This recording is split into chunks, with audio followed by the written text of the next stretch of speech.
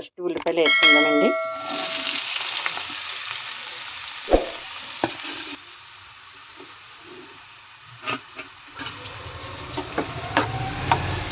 వేసుకున్నామండి. పసుపు వేసుకుంటే కొంచెం గమ్మున మగ్గుతాయండి ఉల్లిపాయ ముక్కలు.